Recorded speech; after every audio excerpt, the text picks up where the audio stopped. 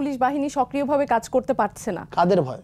এই যে 5ই আগস্টে যে থানাগুলো পোড়ানো হলো, সেই ভয়গুলো এখনো পর্যন্ত তাদের মনে থেকে গেছে। বৈপ্লবিক সহিংসতা, এই ভয় তো আমাদেরও আছে।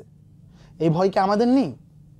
মানে পুলিশ কতজন ছাত্রকে গুলি করে মেরেছে এবং কতজন ছাত্র গিয়ে থানায় হামলা করেছে, আপনি এটা রেশিও হিসাব করেন। পুলিশ এখান ভিতরে আমাদেরকে 1 লক্ষ গুণ বেশি গুলি করেছে, আমাদের উপরে 1 লক্ষ গুণ বেশি ভায়োলেন্স করেছে।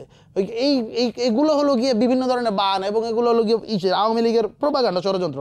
আপনি আওয়ামী লীগের পেজে যান, সেখানের ভিতরে আপনি সিরিয়ালি দেখতে পাবেন যে এত পুলিশ হত্যা নিয়ে তারা এআই দিয়ে গান বানাচ্ছে। তাদের জন্য যে একটা গান গাবে সেরকম তো কেউ নেই, তারা এআই দিয়ে গান বানায় সেগুলো আসলে প্রচার করে বেড়াচ্ছে। সো এগুলো আসলে আওয়ামী ন্যারেটিভ, এবং এই আওয়ামী ন্যারেটিভ আসলে মিডিয়া খাওয়াচ্ছে। আমি যদি সরি টু সে, এটা আসলে মিডিয়ার মধ্যে দিয়ে বারবার করে আসছে যে পুলিশ ভয় পায়, পুলিশ ভয় পায়। মিডিয়া যদি নিরপেক্ষ কথা বলে, সেক্ষেত্রে আপনিও বলছেন যে এই যে ফ্যাসিবাদকে কায়েম করে কিনা, ফ্যাসিবাদের কথা বলছে কিনা, তাদেরকে এস্টাবলিশ করছে কিনা, সেক্ষেত্রে তো আপনিও বললেন, তাহলে অন্য পক্ষও তো এই একই কথাই বলতে পারে। নিরপেক্ষতার আসলে একটা খুব ভালো উদাহরণ রয়েছে। নিরপেক্ষ মানে কি?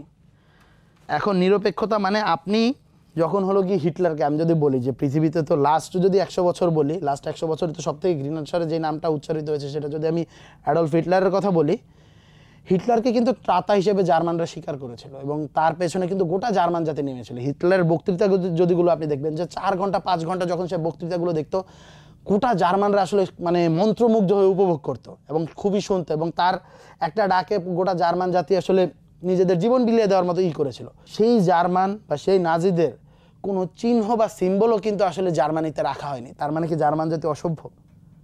না।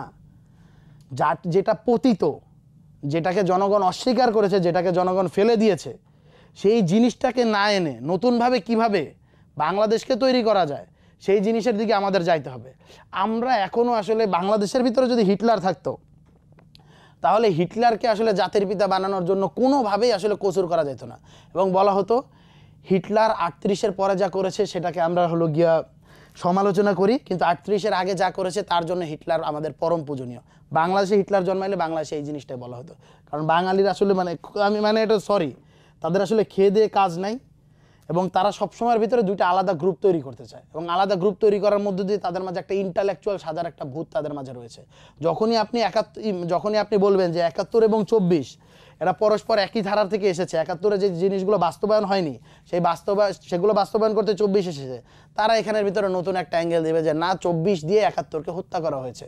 24 যেদিন ঘটেছে 5ই আগস্টে, 71-এর যে চিন্তা চেতনা, 71-এর যে আকাঙ্ক্ষা, সেটাকে আসলে গলা টিপে হত্যা করা হয়েছে।